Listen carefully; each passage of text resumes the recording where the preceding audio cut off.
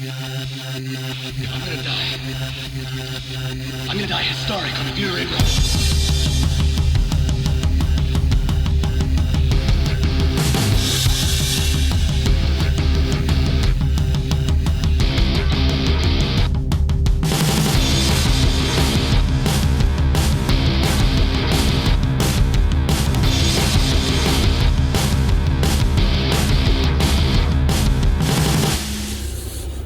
Well, I don't know. What episode are we up to of Driven to Ink? Driven to Think, not Driven to Ink. Driven to Think. I think it's episode 4, I think. I'll check. If it's not, I'll change it. But I'm on my way to Penrite, who I am a brand ambassador to pick up some oil. So, obviously, I'm going to say, go get Penrite oil, because Penrite oil is good. And you know what? They fucking have supported me for a fair few years now. So I used to be with another oil company and they went a bit funny. And ever since then I've been with Penrite, and they're fucking legends. So Penrite Oil, this episode's brought to you by Penrite Oil, who I'm going to go see. I'm stuck in traffic at the moment. It's going to take me about 2 hours to get to fucking Penrite Oil. But they supply all my engine oils and my brake fluid, and like brake cleaner and degreaser and grease for bearings and all that sort of stuff. So thank you very much to Penrite Australia, a fucking great Aussie company. What do I want to talk about today as I sit in traffic in Melbourne? So the National Sports Sedans were on the weekend at QR, and they had, I think, a 10 or 11 car field to begin with, and I think they ended up by about, I don't know, maybe did 6 cars finish the last race, I'm not sure. Tomasi and Taunton both seemed to be the guys to beat. Tomasi ended up coming up on top. I am a big fan of the Calibra for obvious reasons, and I love it in black, and I wish mine was black, but I just think that if I paint mine black, then everyone will be just like, is that the Tomasi Calibra? And it's not. So it's orange at the moment, orange and black. So, and as Gaz says, it's good to have a bright colour if you're passing people, because or coming up on lapped cars, because they can see you. And obviously Tomasi's car is black, so you can't see it too well. But luckily Tomasi is only racing really in nationals, and he's very good at driving, young Steve, and I give him credit for that. Good to see Robbo having a dice. Robbo runs nationals with John. And good to see him having a dice for third and to get a podium with all his hard work. Sad to see Jarvis not do well. Crompton in the Trans Am 1 car broke a piston, so I'm sure there'll be lots of Ford engine jokes coming in thick and fast. I don't have any, because engines are engines as far as I'm concerned. But anyway, so do I want to go into this? I think that I think I do. I suppose you'll be listening to this if I've decided to post it up. But I just think that we're in a bit of an interesting time in Sports Sedans. Well, it's not the first time that the class has struggled to get numbers. Numbers are low across the states and nationals. It's as simple as that. People don't have lots of money, and there's lots of options. You've got, obviously, in Motorsport Australia events, there's not really anything like Sports Sedans. Obviously, you've got Trans Am 2. They don't run state, they only run national. But if you compare it to the national Sports Sedans, IP cars are basically Sports Sedans now. Well, floor pan Sports Sedans with treaded tyres and less aero. But people, that's super popular. You got Vic V8s, which is kind of like like a small version of Sports Sedans. They're just allowing V8 floor pan cars that are Australian built, I think, isn't it? I think, because I remember I wanted to run my 350Z with a Chev in it with an LS, and they wouldn't let me, which I did laugh about. But anyway, and then you've got High Tech and AASA AMRS, or whatever it's called now. The Super TT's going gangbusters. They've done a fantastic job at revamping that class. That class was kind of dying. Had kind of died a bit in the arse with factions. Maybe that's the lesson here. And now some new guy, I think, bought it. I think I read that he's now bringing Super 3 to High Tech. And they've got a good field. They did have a space frame car in the thing, but that was invited. They just run mainly I think it is floor pan cars, technically. Really attractive class. I think they're doing really well. I definitely have debated whether I sell my Cleaver and go run Super TT. It looks like they promote clean racing and they're getting good fields. But then they've got that bloody replica class, which is, my understanding is that was born out of frustration in Queensland because, the cars like that weren't able to really compete against the outright sports sedans. So they created this other class. I don't know. I don't want to cause too much drama there, but I know in like South Australia, they've got like some fucking road version of fucking sports sedans, which again are floor pan cars, which has fractured them. You've even got guys like me who are like want to go run in AASA with stock cars, but in our sports sedans or Trans Am cars, because I'm just kind of fucking over what's happening. So there's factions going everywhere, and I'm just wondering how we could go about. This is terrible. I'm in so much traffic here. And people are pushing in. I think I might do a part 2. So what would I do if I could make changes in sports sedans? Now, some people are going to be like, well, who the fuck are you to say what you do? And that's fine. And I suppose, there's a bit of a crash over there. That's not good. Everyone looks okay, but a bit fucked up. What would I do? And I don't want to... I'm friends with Robbo and John who run nationals. I'm kind of friends with pretty much everyone that runs each state for the most part, I think. I'm trying to think. But yeah. And look, I've even said this to some of them, but... first of all, I'd go back to fixing the social media and the promotion. Obviously, I do some for New South Wales, and I've done it in the past for Vic, and I've done it in the past for Nationals. Now, I'm not saying I am the best person. I'm not saying I'm the most skilled person. I'm not even saying that they have to fucking give it back to me. One option is they could get me to do it, for sure. And I would think that, and if we could maybe get a better face in front of the camera, because I know that some people don't like to look at my face because they think I'm very unattractive and weird looking.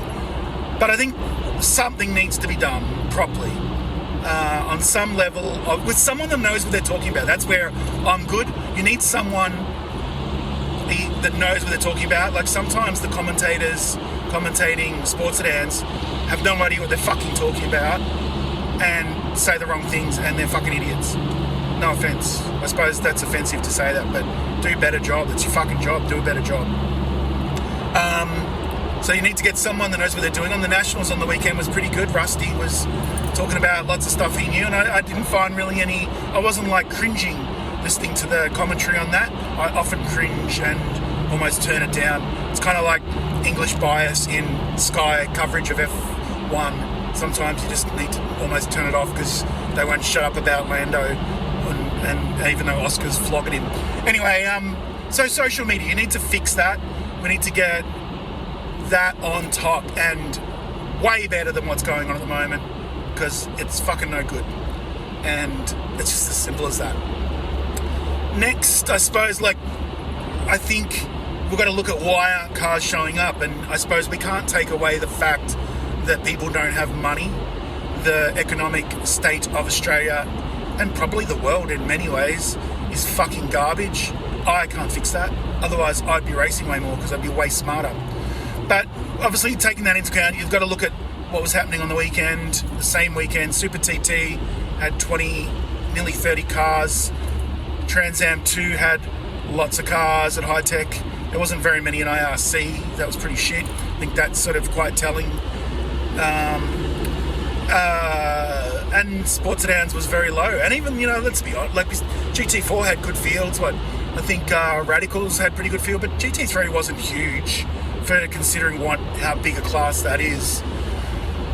So I think we need to make it more attractive to more people to come run sports sedans, because I do believe we are hemorrhaging and losing people to Super TT.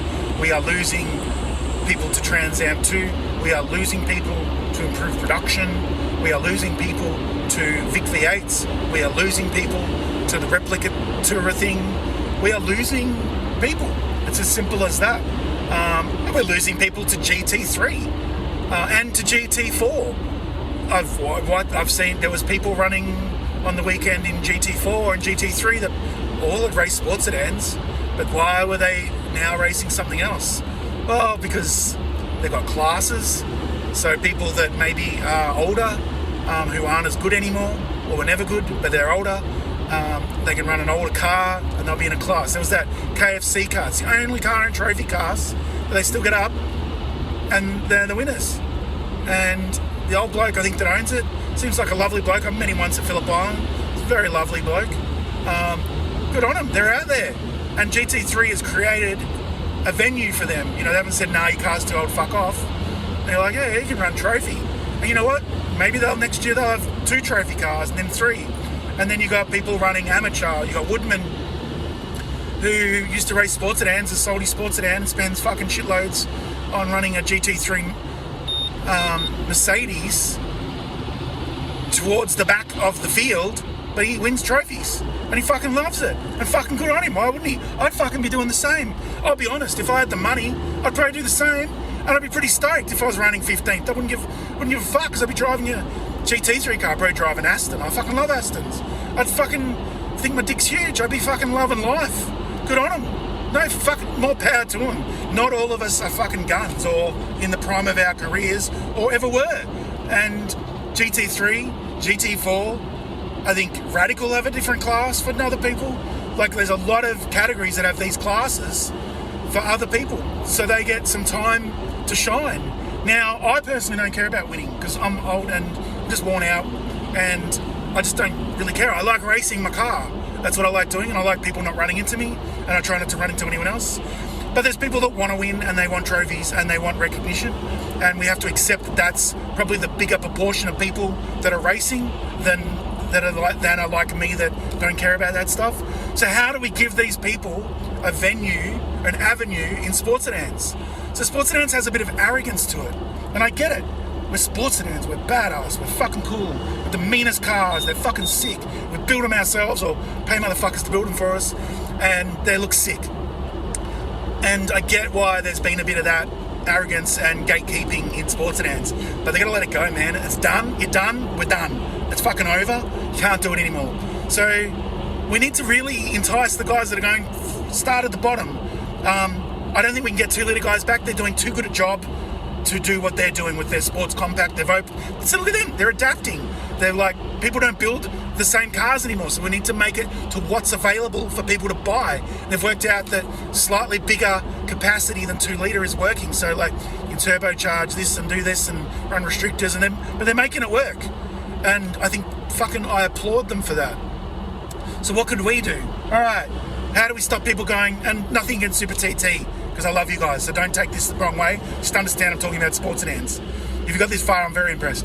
How do we get those guys? Well, we make the class enticing. It's called fucking production fucking sports sedans in fucking Victoria. I think that's the only state that does it. That's fucking crap. Production. This is fucking sports sedans. They're prototype race cars, not fucking production. Production sounds shit. Sounds boring. So you call them something like Phil Crompton called them back in the day, heavy metal sports sedans. And if that's too much for you, we need to come up with something in between. But I think heavy metal sports sedans sounds sick. I think people understand it. They're like, what is that? Why are they heavy metal? Oh, they're made out of metal. Okay, that makes sense. They're a bit heavier. Fuck, heavy metal. So cool. Make it so that it's for proper floor pan cars, not cars that have only got like fucking 10% floor pan left. And once you win that class, you can't run in it again. So that way people don't build a car and monopolise the field, and then that stops people from coming to run, because they're like, well, I'll never beat Brad in his R30 fucking 4 that has fucking $500,000 spent on it. You know, it's the entice, it's the Aiden Mungers of the world. We're enticing them in. We want to get those guys in. He came from the sim racing, he came from Time Attack, came and hung out with us in sim racing in sports sedans, and he fucking decided to come race sports sedans. Fucking, that's who you need to support. So you do that in all the states, and you do it in the fucking nationals, right? Until you got fucking 30 cars at a space frame that are like fucking Tomasis or whatever, you got to have other cars. Then the next thing is you go, what other cars can we get across? Who's getting a bit fucking jacked of this? What about Jarvis, right? They've got a Monaro with a carbureted V8. You got guys like Dean Camp, carbureted V8 Trans Am 1 car. You've got guys like me, carbureted Dodge, Calibra, space frame car. There's Trans Am 1 cars around, carbureted V8s. There's old sports stands around, carbureted V8s. Simple. We don't need fucking Motec. We don't need fucking bells and whistles. But the cars are pretty quick, but they're not going to challenge generally the front guys. So you work out a class for them. I was calling it Carburetor Cup. You could probably call it something better than that. I'm not saying that's the name you should call it. But it's for a fucking space frame Trans Am 1 or Sports Sedan that runs a V8 with a fucking carburetor on it. No traction control, no paddle shift. Fucking old school V8 Sports Sedan Trans Am 1 car. That's another class. So when Jarvis finishes 5th or 6th or 8th or 10th or 12th, or fucking Ryan Humphries, I don't know, is he carbureted? I'm not sure if he actually is. But if he went carbureted, just say he is. And they finish 10th, they fucking won in their class. And it makes them feel good. It makes their family feel good. It makes their fans feel good. People on the internet go, fuck yeah, Ryan. Fuck yeah, fucking Crompo. Whoever the fuck it is. They're excited about it. And they look the right. They're sports sedans. They're Trans Am 1 cars already homologated. So they fit. So it looks great. Alright, so that's the next one. You do that in state and fucking nationals. Alright? Then the next one, this is a bit of a fucking contentious one. Trans Am 2 cars. Now, I keep saying I'm going to make a video, and I'm going to make a video when I can on this. But Ran, they're 6.2 litres. Yep, they're a crate motor. They make, 550 horsepower, give or take, right? They're not going to fucking win the nationals. They could probably win in state if driven well. So there's over 100 of these motherfuckers in the country. Trans Am 2 cars. They've got like a control brake, they're on 16s, not much error. Okay, how do we make them fit sports sedans, but not kind of ruin them for going back to Trans Am 2? Alright, we say, alright, you've got to stay with the 6.2 litre crate motor. We homologate that motor, those crate motors, the 6.2 litre crate motors. I think there's a couple of different types. I've seen a couple of different types. Homologate them. Say, yes, you can run that 6.2 litre motor out of the crate. Can't fucking modify it. You can't fucking put different pistons. You can't fucking do anything. They're a bulletproof motor. You got to run whatever the fuck they run on them. I don't think they're carbureted, are they? Or they're fuel injected, whatever the fuck they are. You got to run basically what Trans Am 2 runs, all right? So, boom. I know it's 6.2 litres, but they're not getting an advantage, and we've homologated that one motor so other cunts can't build fucking 1,000 horsepower 6.2 litre motors, all right? Then we go, all right, some states and nationals have a control tyre on 18s, and they run on like 15s or something. I think I said 16s, but they run on 15s, I think. So you go, all right, you got to put 18-inch wheels on them, and then you got to run the control tyre if you have one in your state. If not, you can run whatever 18 tyre you want, just like everyone else does. So that way, they're now starting to look more like a sports sedan. They're on the right tyre, so that brings money into the category because I think they get money back or something. They got deals, so it makes the tyre supply happy because cunts aren't on a different tyre. All right, so you're on a good tyre, you got more grip now.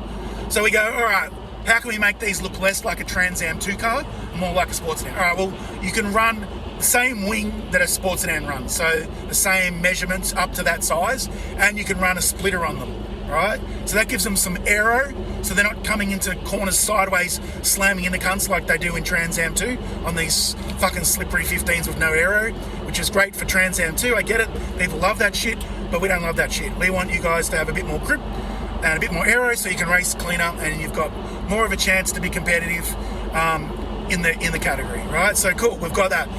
The thing I don't know about is gearboxes, whether you make them stay with the 4-speed or whether you allow them to do a Hollinger 6-speed sequential. I think let them do a sequential, but I also would quite happily understand if people say stay with the 4-speed. Originally, Trans Am 1 cars were meant to stay with the 4-speed, but that didn't fucking last long. And I'm pretty sure they were meant to run originally on 16s, but they've gone to 18s. So you could probably follow that. So then you've got that class. So that you've got 100 cars, over 100 cars.